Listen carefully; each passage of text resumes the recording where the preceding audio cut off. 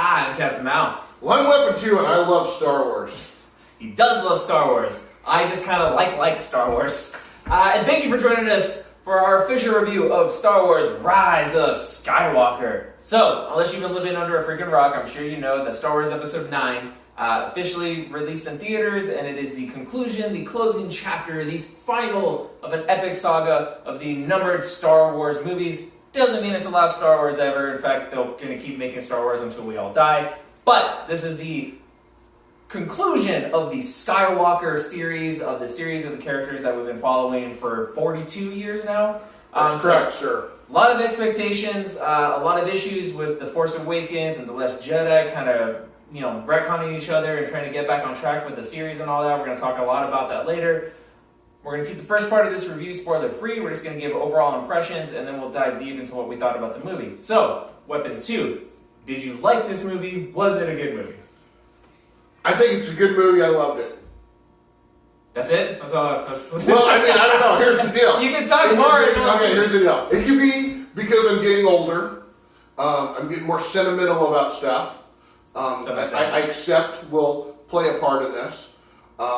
I have a whole bunch more stuff that I want to go into once we get past the spoiler thing, where I think that there's a lot of things that I'll put out in this thing that I think were issues, but the main thing that I think about this movie and why I liked it was because the way it made me feel, my emotions during various parts of this movie, and I really don't know what else to say right now about this.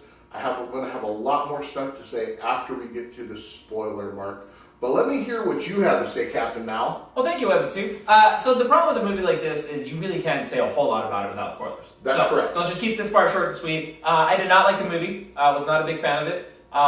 I don't actually... So lots of people ask me, hey, was it a good movie? And I have to make sure, are you asking me, is it a good movie or did I like the movie? Because those are two very different questions oftentimes. Mm-hmm. In this instance, I don't feel like it was a very good movie, nor did I actually like the movie. And I'm happy that we went to go see it a second time today, actually, before doing this review, because I really wanted to make sure that how I thought and felt were how I thought and felt, because lots of times, you'll see a movie the first time and you're so engaged in the experience and the emotions and the anticipation. Watching it a second time, you kind of bring yourself back a little bit. You can actually gauge the movie more of how it stands as a movie and not an experience. Mm-hmm. But everything that I felt kind of got validated watching it the second time. I feel like technically it's a good movie in that it's very pretty. It's a good movie to go to the theaters to watch, to get the experience with the large sound and freaking the big screen and all that. But I feel like this movie's going to be very divisive in that if you're a huge Star Wars fan, I think I personally know two very large Star Wars fans. One loved it and one hated it. So it's interesting point of contention and debates for a lot of people. I personally didn't like it. I didn't like what they did with the characters. I didn't like some of the choices in the story. It felt very disconnected from the previous movie. You could tell JJ was doing a lot of retconning that we'll get into later. And I think as a whole, this series really suffered because of that, because there wasn't one clear cohesive vision. We'll get into that in the spoilers. Well, no, I got a couple more things I want to say. Okay, because this isn't really spoiling anything, right. so yeah. So yes, I agree. My biggest thing is we've come to where we... You look like you're ready to fight someone. No, I'm not ready to fight anyone. Where we have decided that we're going to have 3 movie trilogies to develop a small mini arc of the story throughout this. We've done it every single time. Mm-hmm. And I think that between The Force Awakens and The Last Jedi, it made such a turn. Mm-hmm. I think if it was similar enough, where if the next director said, okay, I kind of see where you're going with this, and I'm going to try to maybe keep going kind of in the same direction, maybe put some of my stuff in. It seemed like there was a huge point of contention, which resulted in this huge turn in the second movie, and then a big turn again. Right. Well, I'm going to take this stuff back in the third movie. Correct. And it caused some problems in telling the story. To me, what are your choices? You just say, let's just throw it away. Let's just throw this third movie in the garbage, or I don't know. No, but it was a losing battle because you're right. Because he had no choice but to retcon Right. and do what his original vision probably was to the best he could, given how Right. the second movie went. So he was fighting a losing battle in that this was never going to be probably the movie he envisioned it to be, because he had to handle that kind of stuff. So, and I think the symptom of that was he took way too many jabs at the Last movie. Jedi through it. And that's a thing that I'll concede to things that I think were problems in the movie. For me, that still doesn't change on the emotions that this movie made me feel. The way it made me feel in nostalgia and just coming out of the movie theater, there's no denying how I felt after watching this movie. I felt like I was a kid, a little kid again, coming out from a Star Wars movie, and those were my real emotions. And that's everything. If a movie can make you feel that way, that's everything. Yeah. For me, it never hit that. Maybe because my emotional connection isn't as strong to the Star Wars as yours is, but just judging this movie, I had zero emotional connection with any of the characters in it. Even the characters that I previously had connections with in the other movies, nothing resonated. I was bored the entire time. Even the action set pieces weren't interesting to me. The movie even closes, the way it ends, I felt very empty and hollow. I'm not mad. I don't hate this. This isn't like the worst Star Wars movie. It's not the worst movie. It's not going to be on my top list of worst movies this year or whatever. It was just very, very, very average to me. Well, when you're empty and hollow inside, do you think a movie's going to solve that for you? I mean... But, I feel like we need to get the spoiler section now. So, okay. I didn't really care for it. I'm sure a lot of people are. I still say you should go watch it in theaters for the theatrical experience of this movie. I think if you call yourself a Star Wars fan, You need to and watch you don't go to the theater to see every Star Wars movie, you're not a Star Wars fan. Very Because that's going to be your only chance to see this movie in the theater. Because after that, you just better buy yourself a big TV, because you're not going to see it at that scale ever again. And I want to caution everybody not to listen to all these people who come out after a movie and say, this is what this movie was. Judge it for yourself. Go see it yourself. Experience it yourself. You may agree with them, you may not. But that's what I think everybody should do. Yeah, go formulate your own opinion. Don't listen to movie reviewers unless they're us, But definitely, go check out Star Wars, The Rise of Skywalker. It's worth your time to see in theaters. And then let us know in the comments what you thought about it, because I'm very curious to see what Uber Star Wars fans think of this. But that'll do it for the spoiler-free section of this review. We're going to give you your official spoiler alerts. We're going to talk about the things we liked and things we didn't like. Let's be positive. What did we like about this movie, Weapon 2? What did I like about the movie? What I liked was... one thing that I liked, that is probably maybe a complaint to some, is it made me feel like the Return of the Jedi. The story elements had some similarities. That's how it felt to me.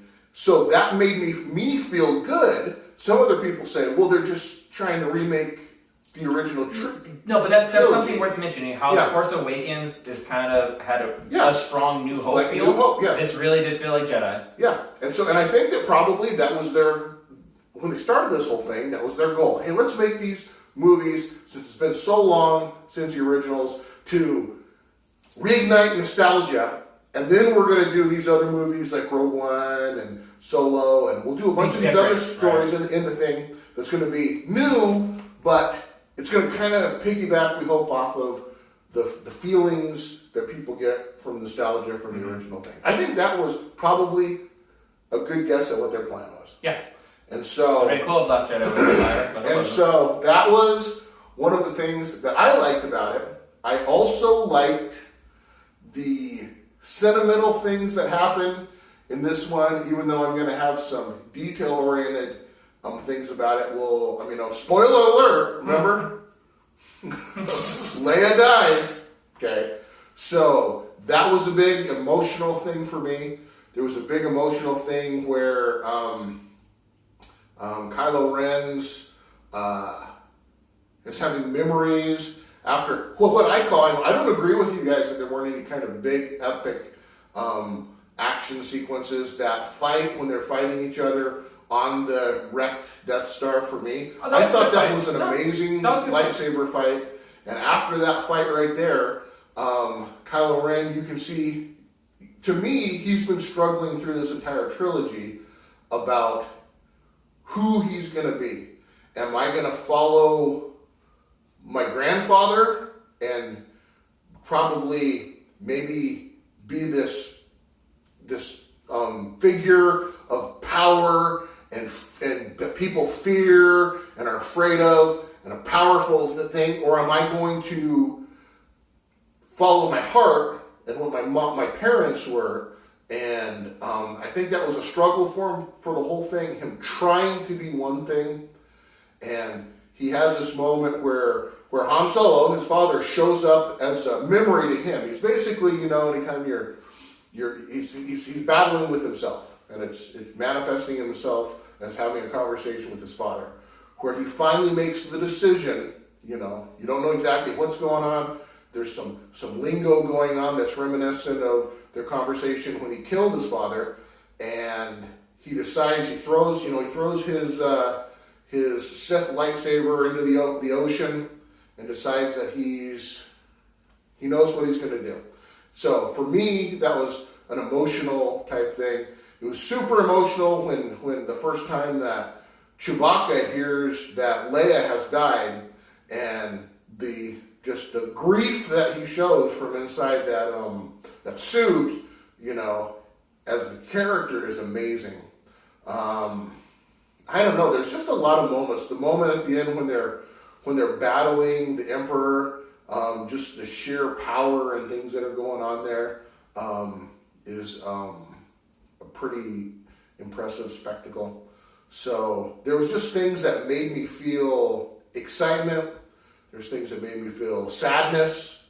I'm not going to lie, because I'm a grown-ass man, that the first time I went and saw this, I teared up a few times during this. And so, I don't know. Those are the reasons, without going into all the little details of picking apart a movie, and this is what I think should have been done, that should have been different, and I'm not buying this for a second.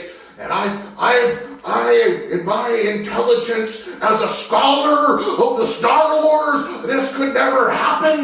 Those are the things that I think interfere with people enjoying a movie. I want to hear what you have to say.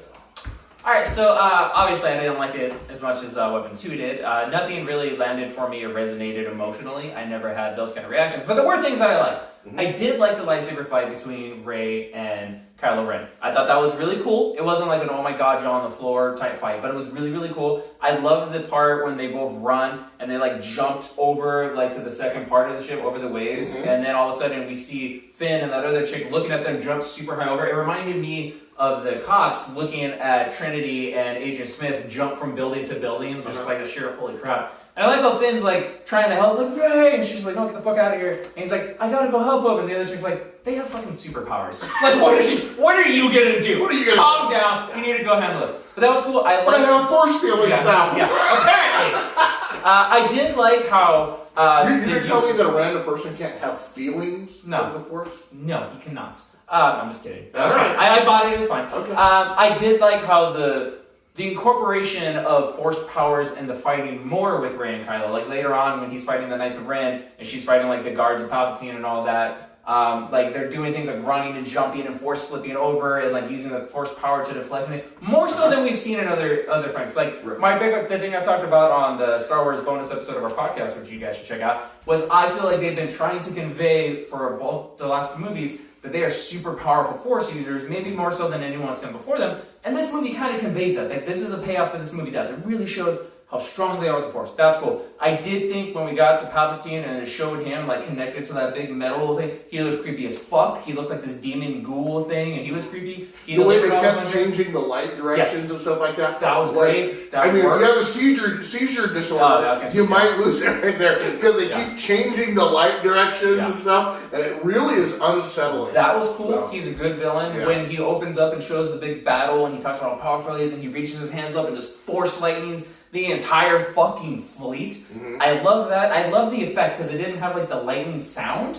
It was almost no sound and just bass, and it conveyed the power that he had very, very well. Ray then stops it with the single lightsaber, but what the fuck ever, right? That moment was really cool. I liked that. I liked Kylo Ren. I loved his arc. I've liked him from the beginning. I liked his arc in this movie, like you said, him having the conversation with himself, but manifesting. So I have a question. So if he can't have this power all the time, if he just has that kind of power, why does he mess around with just little force lightnings everywhere?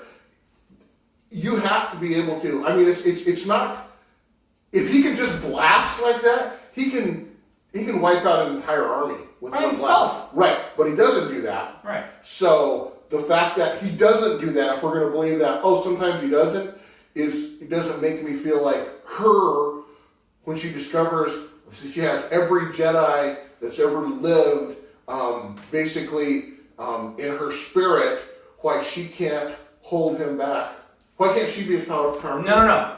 Fine. I see what they're going with that. Right. They could have conveyed that a lot better. Because what it comes off in the movie is he hits her with the lightning, which he just basically was able to wipe out a fleet. Now she's blocking it with a single lightsaber, and it gets the dual lightsaber. And what the point is, yes, she's the power of all the Jedi. He's the power of all the Sith. She's pushing it back. She should have, when she got up and was like trying to block the lightning, should have still been getting overwhelmed. Got the second saber, still been overwhelmed. I did love also how you hear all the voices of the previous Jedi telling her to get up. Yeah. They should have been talking, and just like in the first fucking Star Wars, when Luke's trying to fucking go down the trench and fucking shoot the thing and it's like, use the Force, don't use the tech. She should have dropped the fucking lightsabers and just used Force power to do it. As it came off in the movie, it's like she's just deflecting with the lightsaber. So I'm like, how the fuck is that stopping the lightning when he was just wiping out a fleet? That didn't land. That was just the implement that she was manifesting the Force through. I get it. I get it. I'm saying it could have done it a lot better. Okay. It didn't ruin the movie for me. I was just like, I would have went away with that. Yeah. And if you were fine with that, that's fine. Yeah. But I like the way it happened. That's fine. Yeah. And so I like those things that I talked about. I did like Kylo Ren, but there were a lot of things in this movie I didn't really care for. And I think the big issue here, as we've talked about before doing the review, is it wasn't a cohesive story. Because you changed directors and like they should have gotten Disney and everyone should have gotten like their whoever their Kevin Feige was going to be like, hey, this is the story for all three movies.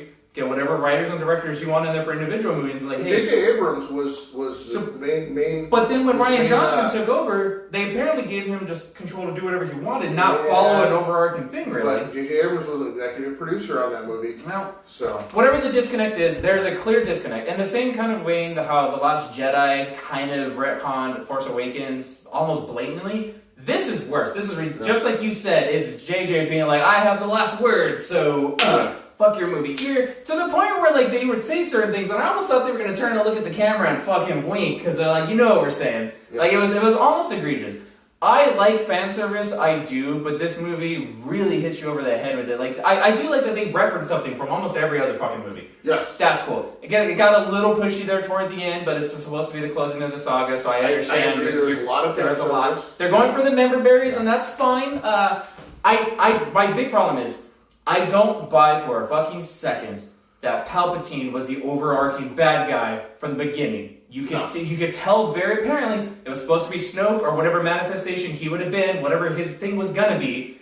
And then because Rian Johnson murdered him, they had to scramble to come up with something, right? I in my imagination, ever since for many years now, I felt like Darth Plagueis was supposed to be through all these different Sith. Reincarnated type thing. Or to whatever it's going to be. But he was the beginning of all this stuff, right?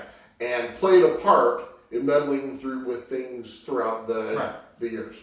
Yeah, it would have been cool if like you have Palpatine and Snoke and whoever else throughout history are either like reincarnated versions of Plagueis, or it's still Plagueis manipulating them to do what he wants. Like that would have been cool if he was the overarching bad guy from movie one. Like that would have been fucking dope, but they don't do that with it at all. I also part of my issues with this movie is I have a lot more questions than I have answers. So at the end, spoilers, Kylo dies like 3 times in this movie, or so you're led to believe. But so at the very end, so Rey defeats Palpatine, and she's dead. and fucking Kylo goes over and he like brings her back. He like force heals her, which is fine. Rey's shown to use this power earlier in the movie. I'd buy it. They kiss, then he dies, and he immediately fucking disappears, becomes one with the Force. Leia, who died earlier, which I have to acknowledge the fact that I already pointed out this is my big plot hole. But Can I take over since this was my big plot hole? Hang on, before we go on this. All right. What they did do with Leia was alright, considering Carrie Fisher died. They didn't have a lot of footage to use, so because of that, they handled it okay. But this was your big issue, so go. My biggest issue, an in-movie plot hole, is so you have Leia, who's strong in the Force, obviously a Jedi Master, she's trained Rey, dies, body sits around for days. Okay?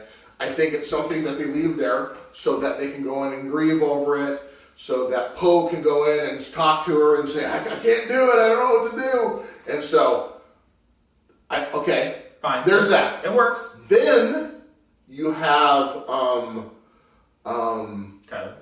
what? Kylo? No. Then you have Rey die.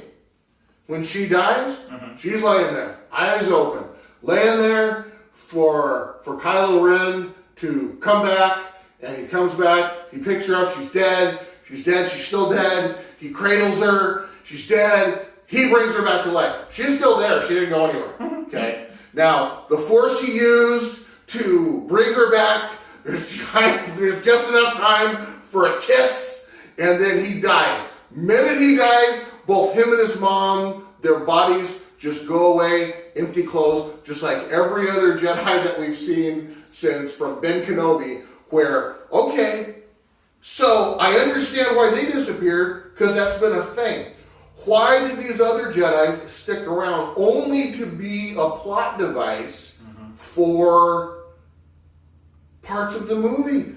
I understand. It just, for me, that was too big a plot hole to, I mean, if you want to use them, don't make him and Leia just disappear at the end. Just leave them there. Okay, they died, everybody died, fine.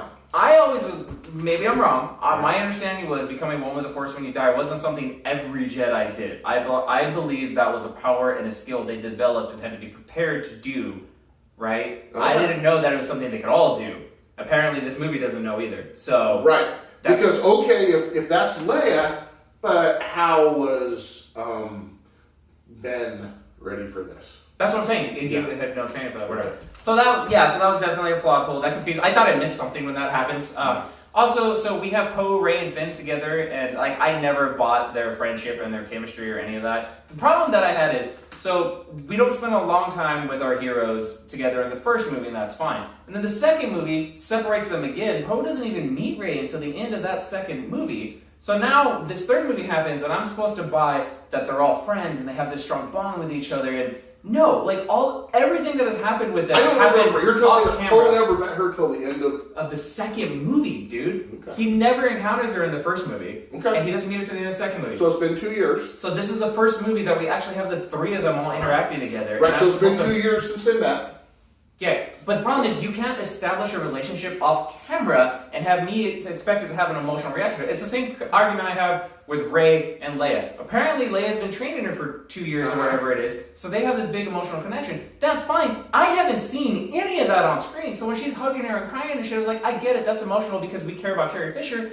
You haven't shown me any of that. I'm just taking it because you're saying that this is what happened. Movies are a visual form of storytelling. You can't just say shit happened off camera and have it affect me. Like, you can, but that's cheap to me. It feels like the second part of this trilogy didn't happen because there's a whole other movie that was supposed to take place and we just didn't get that movie. That's what I keep saying. Every big issue that I have can be kind of trailed back to the disconnect of this trilogy. And I agree, but so here's the deal. So you invent these three characters for a purpose. Mm-hmm. The purpose was going to be that they were going to be friends and develop this bond and this closeness. I mean, if you're going to be in the rebellion, that's a close-knit, even larger group at that. But so there's only so many people around, so many people you can develop relationships with. All that's normal, natural. I understand. So you invented these characters to be this.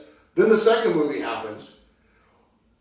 Are you supposed to go, that entire idea I had, this reason I even came up with these characters in the first place, just can't do it. No, hasn't been enough time for them to develop a relationship so they can have no relationship. No, it's just that in that second movie, they don't do anything in that second movie. You're just acquaintances? Because they don't do anything. The second movie screwed it up. They did. So, when you come back for the third movie, are you supposed to say everything? No, okay, I see what you're saying. So I can't do anything no, and that's what what I was going to do. And so this is the problem, because then when Luke shows up as a Force Ghost and he's being like a teacher to her, I was like, oh, we never actually really saw much of that. I would like to see it, but I was like, you can't spend a whole another movie with her fucking training, because that should have been the second movie, and that's what that was. So it's like, this is what I'm saying. This movie, in certain areas, was doomed from the start because it was handicapped by what the second movie did or didn't do. I'm just telling you right now, I was willing to go into this and pay way less attention to anything that happened in the second movie and accept it almost as if there was a movie that was supposed to be right in between, and this is where we're at. Oh, so there's just this fictional movie that did the shit right, and you're just like, I'm just going to accept that happened. Yeah, or else, what is your freaking plot? Let me tell you. So we just have these people that are kind of acquaintances in this group, but hey, okay, so there's no real bond or anything. So hey, how you doing? Yeah, are we gonna go to the potluck next week? Okay, yeah. Hey, I'll see you on Friday. You know, it's like you have to have some type of a way to make you feel like these other people care enough about the other people that they'll sacrifice themselves, that they'll put themselves in danger for each other, that they care enough to, all these emotional things that we have to believe in a movie that's going to have any type of emotion or anything like that. You feel that was accurately conveyed in this movie? I feel like after a good second movie, that would be at the point that they could be at. Yes, no, correct. But what I'm telling you, you're not understanding what I'm saying. No, I'm what not. I am saying is, the fucking second movie fucked things up. Okay, do you understand that? That's what I'm saying. So, no, listen to me. Okay. So, my thing is, tell me what they should have done. Where should this third movie have gone? Tell me. I don't know. I can't. Exactly. I'm not better. So, their only option was, let's try to get back on track. Even though we couldn't have done this proper setup in the second movie, like we should have, we've got to keep continuing on, because the end of this thing has to be that these people are bonded, that they've been in conflicts, fighting for each other. We've had all these people that have given up their lives and sacrificed themselves. They're going to go into battle, and they have to be willing to die for each other. How can you do that if we keep them at people that barely know each other? No, okay, dude, I get what you're saying. Right. I'm agreeing with you. I'm just saying, that's why I said this movie was handicapped from the beginning, because you can't go back, you can't make that movie again. All I'm saying is, I'm not the kind of person that's going to say, I can't stop thinking about The Last Jedi, so I can't enjoy this movie. No, I can't pretend that movie didn't fucking happen. Yeah, right. That didn't build characters. This is the third part of the trilogy. I'm not going to ignore it and then just assume. No, because that's the third part. That's the second part. Right, and so you're just going to let it handicap you from enjoying another movie. Because this didn't work because it wasn't properly built. I understand everything I'm just saying the reasons why is that. We're saying the same thing. You realize you're just able to look past it, and I'm not. That's the Yes, that's right. And you got a more enjoyable experience. I did. Loved it. That's good. You got the bang for your buck, bro. I did. I can't look past that. They fell completely flat for me. Totally flat. Like, completely flat. Yeah. But, okay. Was there any other big plot holes and or things? Oh, yeah, there was a lot of plot holes. Number one, here's the deal. Christ. So, here's the things that drive me crazy. Universally, in all of sci-fi, we know that you can't jump to light speed and or go into some huge warp, hyperdrive, wormhole, whatever you want to call it, and then go straight into the landscape of another planet after planet after planet. That's how you run into things and get killed. Yes. You are always going to have to enter and leave somewhere in space. Right. Now, they kept jumping. That drove me crazy. Because that's like, oh, come on, that can't happen. Because so we're talking about fictional science and technology, right? Right. So, but if you're going light speed, right, you got to be able to swerve. But my point is, I don't care what the rules are of your universe. establish them and then adhere to them. I don't care how the fuck you say time travel works. Just tell me how it works, and then let it work. And the first movie, when they're getting chased by the TIE fighters and shit, and Han's like, without precise calculations, you could end up in a fucking, asteroid or fucking bouncing off the planet. Right, whatever, you're dead. And in this, he's just jumping, and like right in front of shit. And like, I'm like, how are you not dead? That's what I'm saying. Light speed was always used as a way to escape, because like, if you go this direction, and they go slightly that direction, you're gonna both be over here. Right? They could never track your light speed. So that didn't ruin it for me, but I was just like, well, that's okay. That was dumb. So just like they could do. Then another thing that drove me crazy is, okay, in your universe, there's things that can change and there's things that can't. I think that the laws of the Force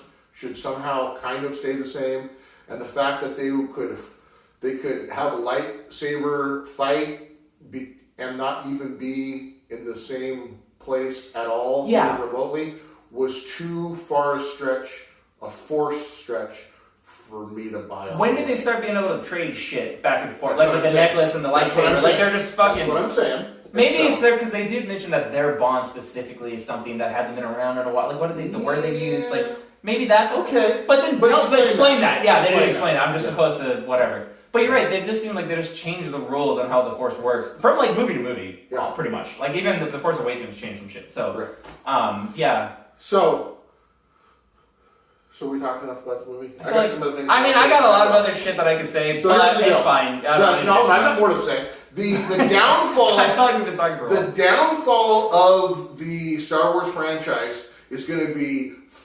fans who consider themselves the most intellectual of fans, who think that they have all the answers. I've memorized every detail of the Star Wars universe, and if I don't see something that I recognize, it's wrong. Case in point, a person that went and saw it with us today. Are we going to name names? Nope, we're not going to name names? Not going to name names. That person, you know who you during are. the movie, said when the Star Destroyers came out and they had the planet killer guns, whatever you want to call them, on the bottom, said, "What are we just forgetting? Just don't need a Death Star anymore? What's this all? That can't happen."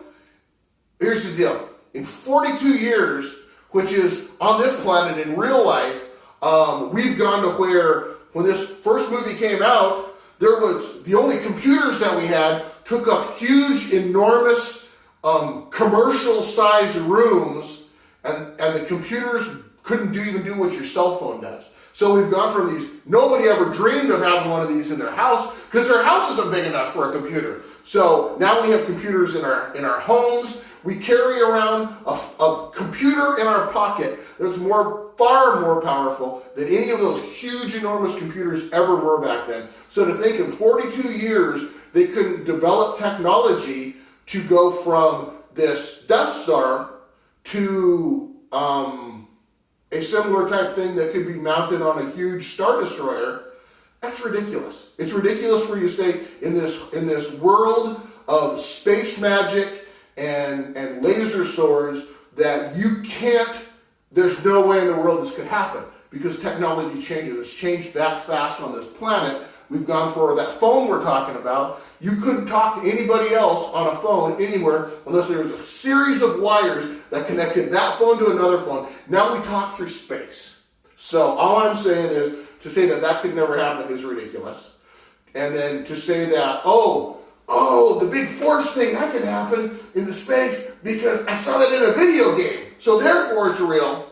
I've never seen that before in a movie. And so I was willing to accept it because I apparently accept far more things than a lot of people that consider themselves Star Wars intellectuals. But they're like, I've seen that before, so therefore it's allowed.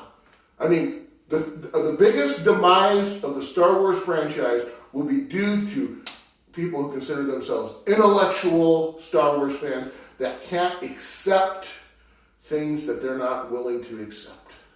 And that's what I have to say about that. I don't know how many fucking Sith there are.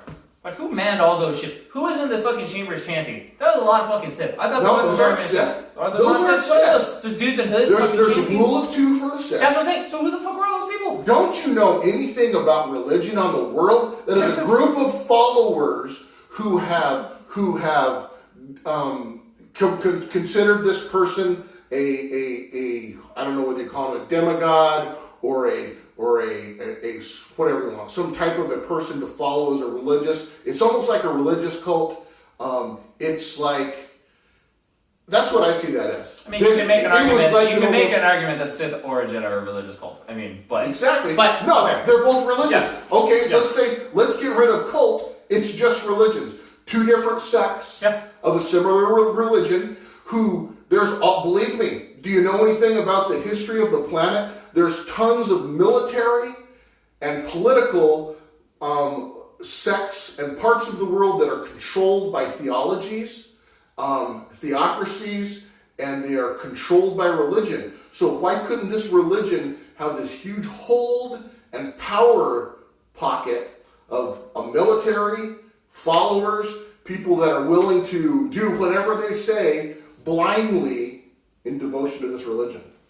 I'm not saying they couldn't. It just seems like there was out of nowhere. There was like a lot of them. But real quick, maybe so in that second movie they would have explained it if it was there. One thing that I really did like, I liked when they captured Chewie and they were flying away and Rey's like force grabbing the fucking ship. I liked her and Kylo going the back and forth, and then I liked her accidentally force lightning. I don't know how you say that. Yes. Hated it with the lightnings and blowing it up. The problem is, this is the thing that I hated, was then Chewie supposedly dies. Yeah, we find out a minute later of on-screen time that he's not dead. And then, like, they don't know that, and they're acting like he's dead. And then, like, a few minutes later, they find out. We shouldn't have found out until they found out. Right? Yeah. But, so one of my big issues with this movie was the editing and the pacing. It was very choppy, especially just, like, the first act. It goes from cut to cut to cut to cut to cut. They did try to pack way too much into it. It does the thing that Arrow always does, in that like something will happen, and instead of letting it give me time to like emotionally resonate, it just jumps right to the next thing. Which I would be interested in watching a director's cut of this that had a little bit more time. But there was nothing in this that caused any emotional reaction to you, so it would have been because it didn't give me time. It didn't give me time. Maybe if it gave me some fucking time, I would have felt some things. But it's like on to the next thing. The second movie wasn't right, so there was no feelings for you to have. It could have just been a waste of time. It wouldn't have been a waste of time if you would have given me the fucking time, but you didn't give me the fucking time. You just kept fucking moving because you didn't want me to notice all the holes in your fucking plot. But I did notice all the holes in your plot, so fuck you. Alright, so clearly we're divided on your opinions. I want to say, I didn't hate it though, I just didn't think it was very good. Obviously, you got the feels and the loves for it, and we know someone who did hate it. I'm curious to see what he says in the comments. But hey, go watch the movie. Formulate your own thoughts and opinions. As we said before, Star Wars means a lot of things to a lot of different people. So if you did love this movie, I'm not going to be like, hey, you're wrong. I'm just going to be like, hey, I didn't get that. I disagree with you. I'm a little jelly because you got a good movie. Right. And I did not. So yeah, any closing thoughts you want? No, I think I said it all. I mean, you were trying to shut me up many other times. I was not trying to shut you up. I let you yell for like at least 20 minutes. No, I hear you. I don't even know how long this video is. You were going. I can't wait to see You were getting heated. Let's watch this. Let's get by and watch it. Alright. So yeah, check out Star Wars in theaters. Let us know what you thought. And as always, thank you for joining us on this episode of the world's greatest news and reviews. If you enjoyed the show, subscribe. Peace.